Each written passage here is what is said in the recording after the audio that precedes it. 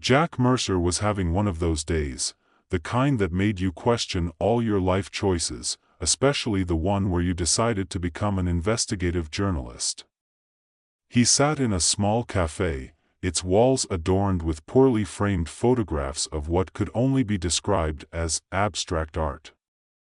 The barista had just served him a cup of coffee that could only be labeled as questionable, and he was busy trying to recall the last time he'd actually written something worth reading. His mind drifted back to his latest assignment, a haunted bridge that turned out to be nothing more than a local prank. Ghosts of high school kids, he muttered to himself, shaking his head. Just last night, he'd huddled under the rickety bridge, armed with his camera and a small collection of ghost-hunting gadgets that he had bought on a whim, only to be met by the sounds of laughter and a group of teenagers filming TikToks. Apparently, the only thing haunting that bridge was a lack of creativity. As he sipped the coffee, which tasted more like a burnt rubber band than anything else, a new message chimed on his phone. It was from an unknown number. Jack squinted at the screen, intrigued. "Dear Mr. Mercer, if you seek a true story, come to Bone Shadow Village.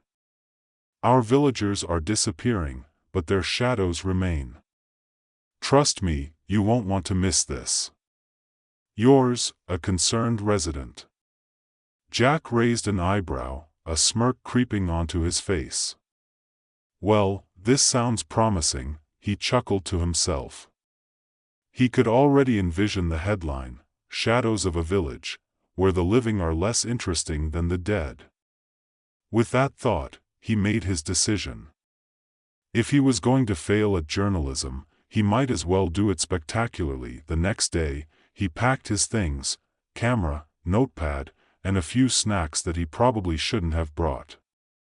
With a sense of purpose, and a mild hangover from the previous night, he set off for Bone Shadow Village, a name that sounded like it belonged in a horror film or a particularly strange indie band. The journey was long and winding, filled with the usual clichés of small-town America, fields of corn that stretched endlessly, roadside diners that had probably never seen a health inspector, and the occasional farm animal looking at him like he was the weird one.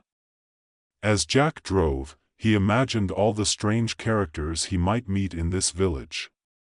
A shadow whisperer? A ghostly librarian? Maybe even a shadow who'd turned into a conspiracy theorist. Finally, he arrived. Bone Shadow Village was more peculiar than he'd imagined.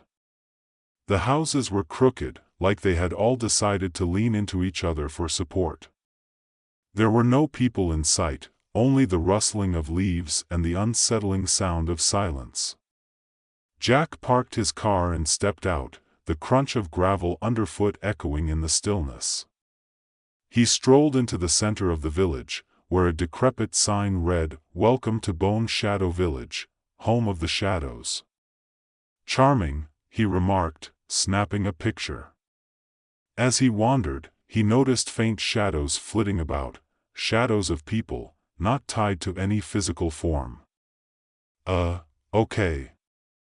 That's new," he mumbled, looking around for a hidden camera or a producer ready to jump out and declare he was on some reality show. Instead, he was greeted by a peculiar sight.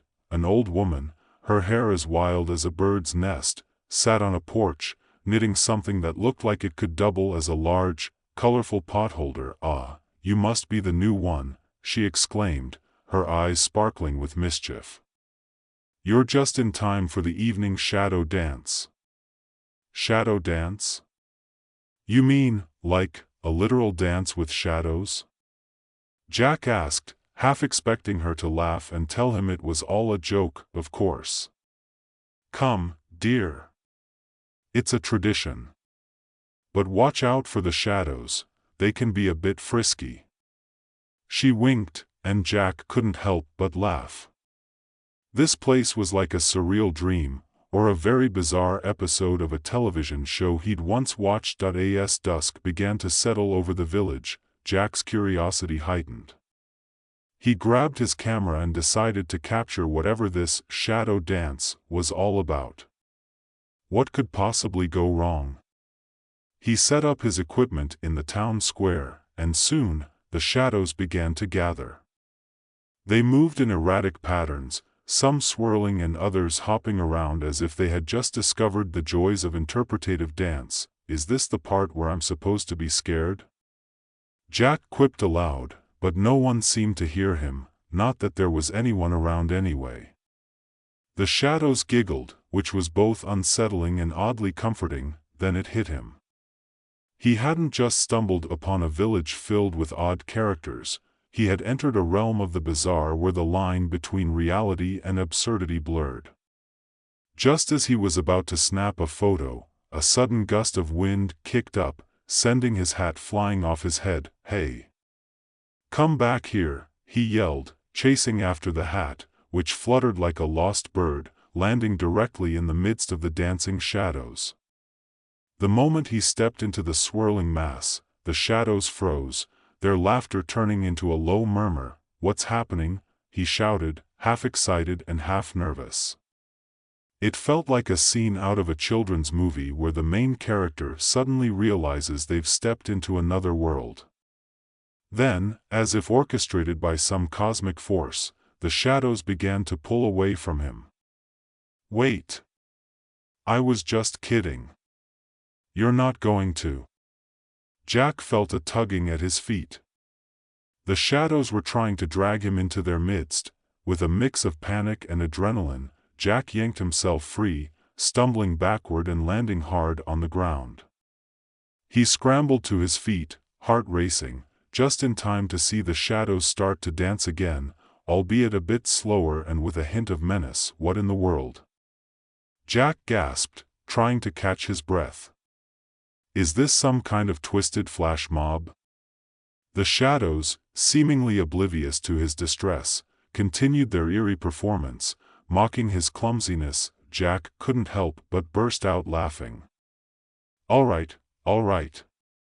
You win," he called out, feeling both foolish and exhilarated. "This is the weirdest assignment of my life." Just then, an unexpected voice chimed in from the shadows. "We like to think of ourselves as the life of the party." "Who said that?" Jack squinted, scanning the area for the source. "Over here." A shadow with an exaggeratedly large grin waved at him.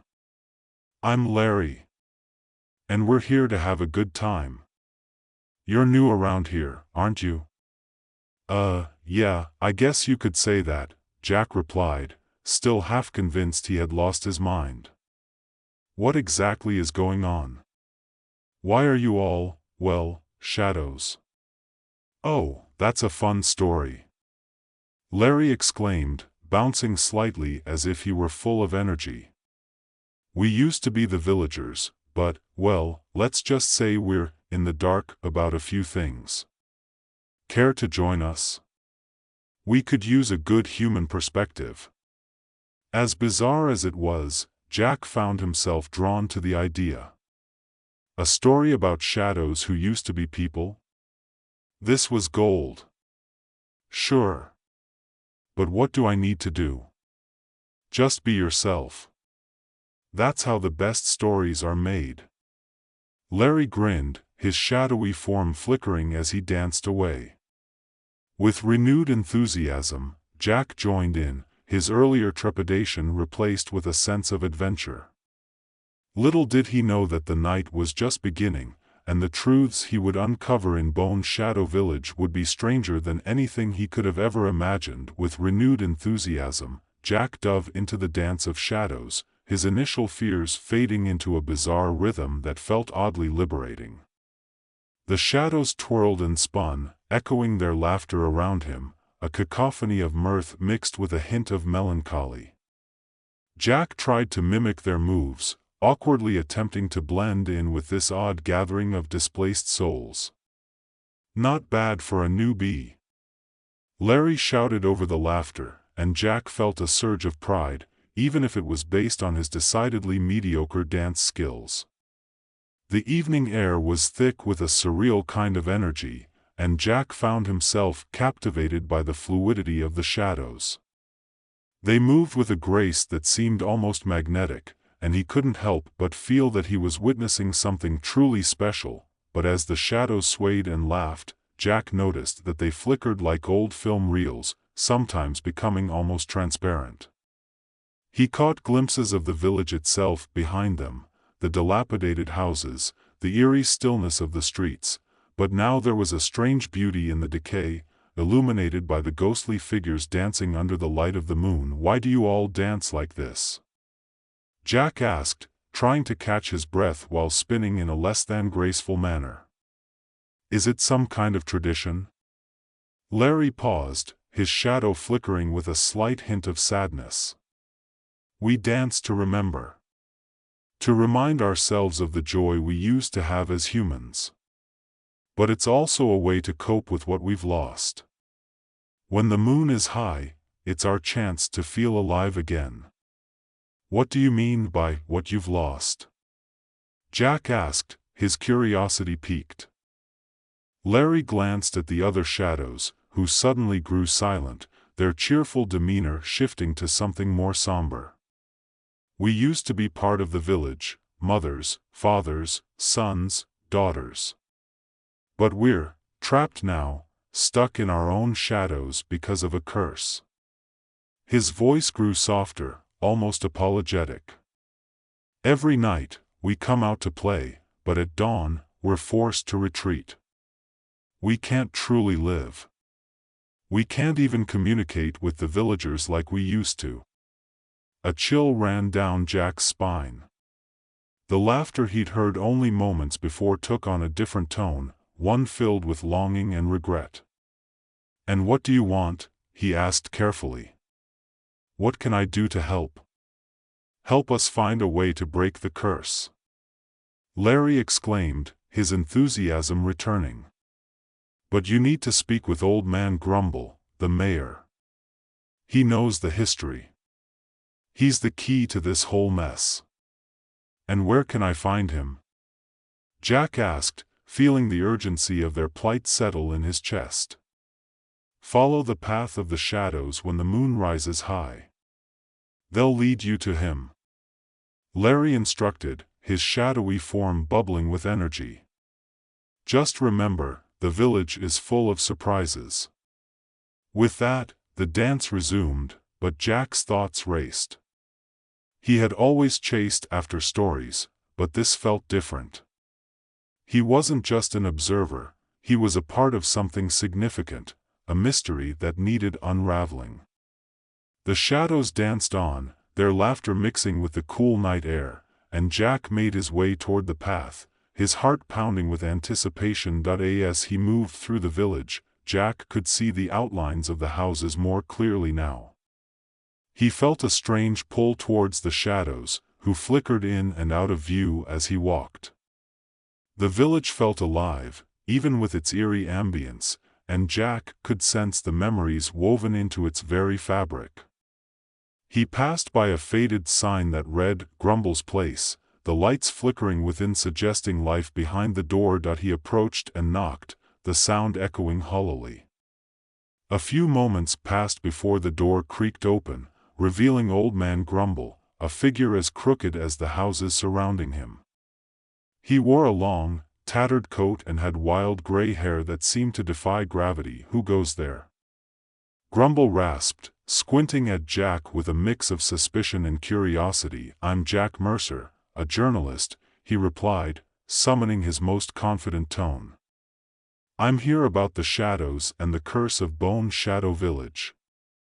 At the mention of the shadows, Grumble's eyes widened, and he stepped aside, motioning for Jack to enter.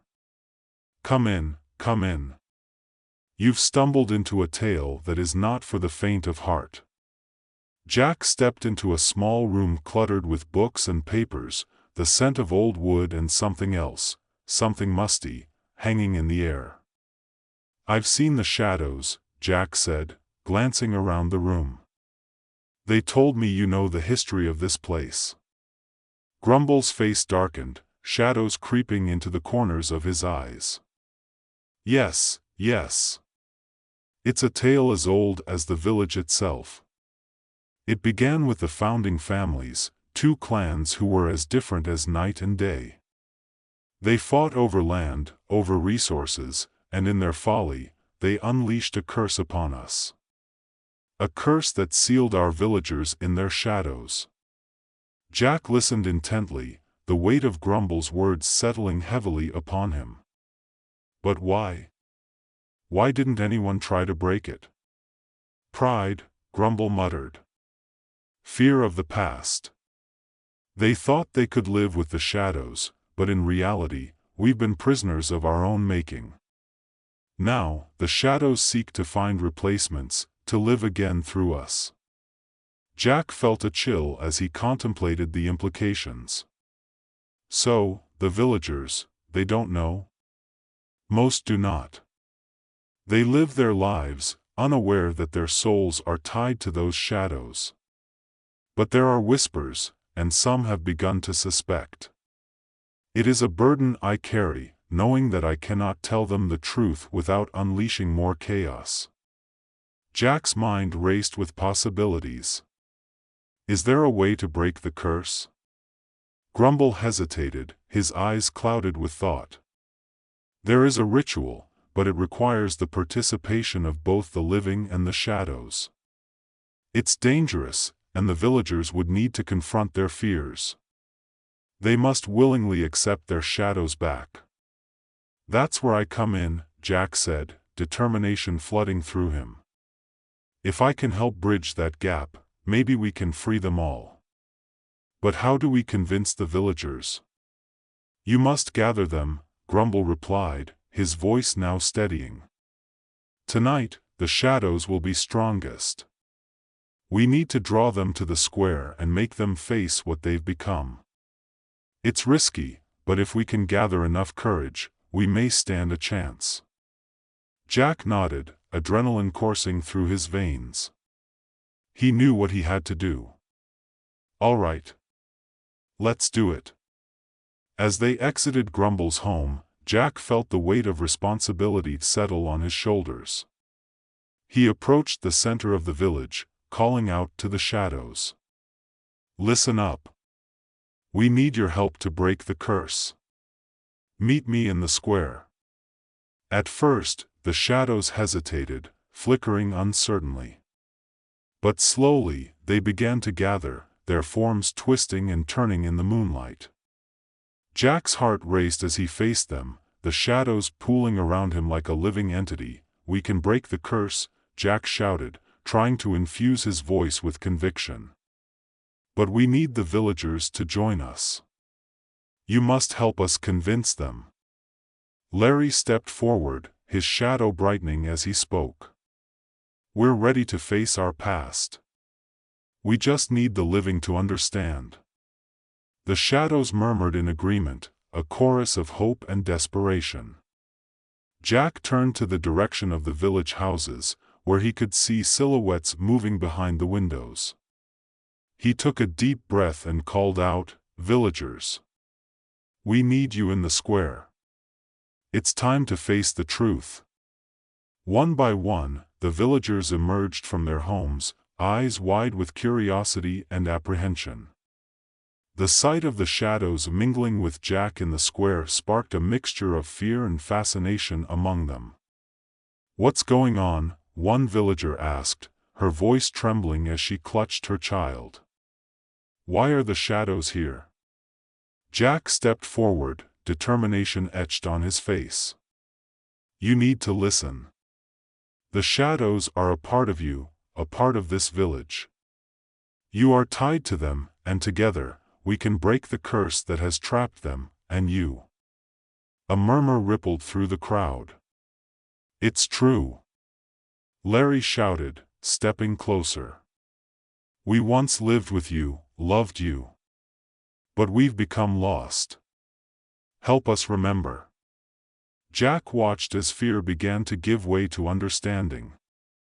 Grumble, standing at Jack's side, added his voice, a deep rumble that commanded attention. "We cannot run from our past any longer. The time has come to confront it. Together, we can reclaim what was lost." As the villagers hesitated, Jack seized the moment. Think of those who have disappeared, your friends, your family. Would you let their memories fade into nothingness? We need you. Will you join us? A brave villager stepped forward, her expression resolute. I'll join. If it means bringing back those we lost, I'm in. One by one, others began to step forward, the tide shifting in favor of hope. Jack felt a swell of courage wash over him. Tonight, we will dance with our shadows. We will embrace what we have lost and what we have become. It's time to reclaim Bone Shadow Village. With the villagers gathered, the shadows erupted into a joyful dance, inviting everyone to join. Jack took a deep breath and stepped into the fray, feeling the pulsing energy of both the living and the shadows merge around him. As the moon reached its zenith, the dance intensified, laughter blending with the shadows in a whirl of movement. Jack could see the villagers slowly letting go of their fears, their steps becoming lighter, their hearts more open. Then, as if orchestrated by fate, the dance began to synchronize. Jack felt the shadows pulling them into a collective rhythm, a heartbeat shared between the living and the lost.